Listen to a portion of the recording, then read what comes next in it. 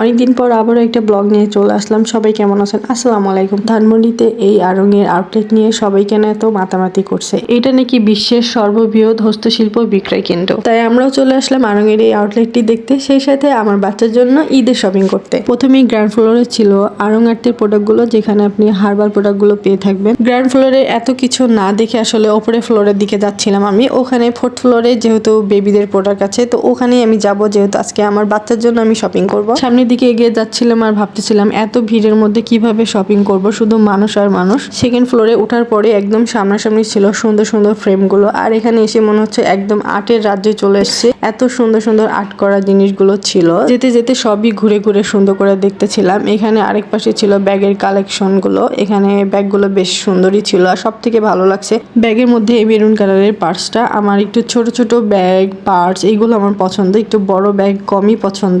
তারপরে এই পাশে ছিল শাড়ির কালেকশন গুলো, যেতে যেতে যাই সামনে বাড়তে ছিল সবগুলো সুন্দর মতো করে দেখতেছিলাম। তারপরেই চলে আসলাম আমার বেবি প্রোডাক্টের কাছে, যেহেতু আজকে আনাবিয়ার জন্য কিছু কিনবো, তাই মন প্রাণ সবই পড়ে আছে বেবি কালেকশনের কাছে। তো এখানেই চলে আসলাম একদম। তো এসেই প্রথমে জুতা দেখতেছিলাম যে আনাবিয়ার জন্য জুতা কিনা লাগবে, এটাও দেখে নিচ্ছিলাম। তো সেরকম ভাবে আমার পছন্দ হয় নাই। তারপর তো একদম চলে গেলাম বেবিদের ড্রেসের কাছে। এখানে এসেই মনে হলো যে আনাবিয়ার জন্য সালোয়ার কামিজ নিব বা ঘাগরা টাইপের কোনো ড্রেস নিব, যেহেতু ও এখন একটু অনেক বড় হয়েছে, তো এই কামিজগুলোতে ওকে অনেক মানাবে। তো এটাই খুঁজতেছিলাম, তো পছন্দ মতো পাচ্ছিলাম না।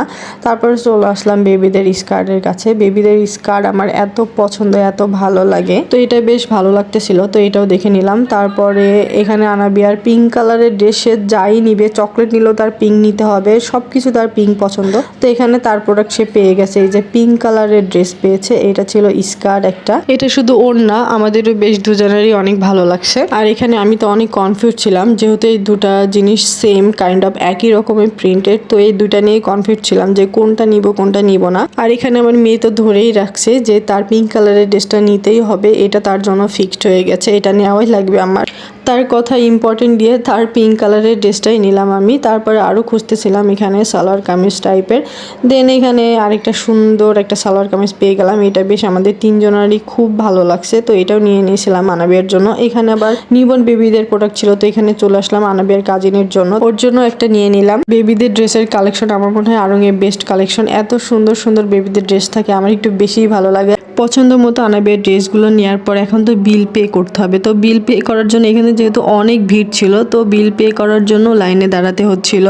তো আনাবিয়ার পাপা লাইনে দাঁড়াইছিল বিল পে করার জন্য। এখানে আবার স্লাইড ছিল বাচ্চাদের খেলার জন্য, তো আনাবিয়া এখানে খেলতেছিল। তো ও এত ছোট ছিল এর মধ্যে সব থেকে মনে হয়, আর এখানে অনেক বড় বড় বাচ্চা ছিল, ওকে চোখে চোখে রাখ, কারণ এখানে এত মানুষের ভিড় ছিল, মনে হচ্ছিল যে আমার বাচ্চাকে চোখে না রাখলে হারিয়ে যাবে। ওকে যে আমি কতবার চেষ্টা করছি কাছে রাখার জন্য, যে স্লাইডার ওঠা লাগবে না, মনে হয় 1 ঘন্টা ধরে খেলতেছিল। আমার অবস্থা দেখেন ঘেমে টেমে একেকার। তারপরে তো ওকে ধরে টোরে একদম জোর করে নিচে নিয়ে চলে আসলাম। আমার এত পরিমাণে রাগ উঠে গেছিল যে আনাবিয়ার পাপাকে বললাম যে তোমার কেনা লাগবে না, বিলটা পে করতে হবে না, চলো আমরা বাসায় যাই। কারণ ওর অত্যাচারে মনে হচ্ছিল যে আমি অতিষ্ঠ হয়ে গেছি। আল্লাহ, আমার মেয়েটা পুরো আমার মাথা ধরাই দিছিল। তারপর একদম আড়ং-এর সামনে নিচে বসার জায়গা ছিল, তো ওখানে নিয়ে এসে ওকে নিয়ে আমি বসেছিলাম। আর ও তো কাঁদতেই আছে কাঁদতেই আছে, এত কিছু আসলে ভিডিও করা হয় নাই, তখন আসলে অনেক রেগেই ছিলাম। তারপর আনাবিয়ার পাপা আসলে মনে হয় আমি সব রাগ তার উপরেই ঝাড়তেছিলাম।